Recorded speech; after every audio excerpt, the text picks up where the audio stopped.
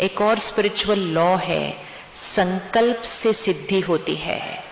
संकल्प से सिद्धि होती है। संकल्प से सिद्धि का मीनिंग क्या?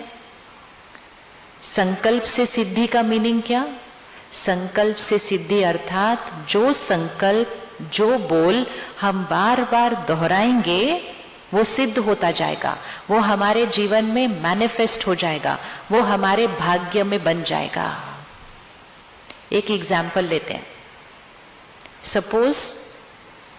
सपोज किसी व्यक्ति के अंदर कोई आदत है और हम बार बार कहें ये तो है ही ऐसा, ये तो है ही ऐसा, ये तो है ही ऐसा, तो उसकी वो आदत बदल जाएगी?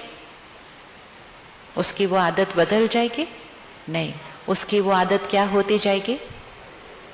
वो आदत और पक्की होती जाएगी। इसी तरह अगर हम अपने लिए कहें मैं तो हूं ही ऐसा, मैं तो हूं ही ऐसा, तो वो आदत बदलेगी नहीं, वो और पक्की होती जाएगी। एक पावर है, संकल्प से सिद्धि एक पावर है। एक एग्जाम्पल लेते हैं। आप सारा दिन आपने ट्रेनिंग की, आप बहुत कुछ किया, अब आप दिन के अंत पर घर पहुंचे या अपने मेस पर पहुंचे, शरीर थोड़ा थका हुआ है, इतना कुछ किया है सारा दिन के अंदर, ठीक है। अब इसको क्लियरली देखना और आंसर आपने देना है। सपोज शरीर 50% थका हुआ है, ठीक है।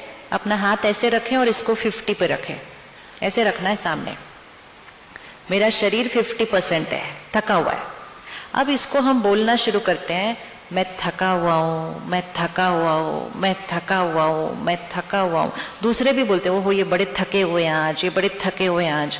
तो इतनी बार जो आशीर्वाद मिलेगा, थका हुआ हूं, थका हुआ हूं, थका हुआ हूं, तो वो 50-50 पे रहेगा? 50-50 पे रहेगा? नहीं, क्या हो जाएगा? बढ़ जाएगा। किसको लगता है सिर्फ सोचने और बोलने से वो थकावट बढ़ जाएगी? ओहो, ये तो बहुत बड़ी पावर है फिर, ये तो बहुत बड़ी पावर है फिर। इसी को कहते संकल्प से सिद्धि, कि जो चीज सोचेंगे तो वो सडनली बढ़ जाएगा।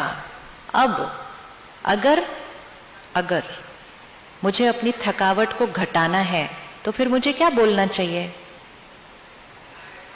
रियलिटी तो ये है कि मैं थका हुआ हूं 50%।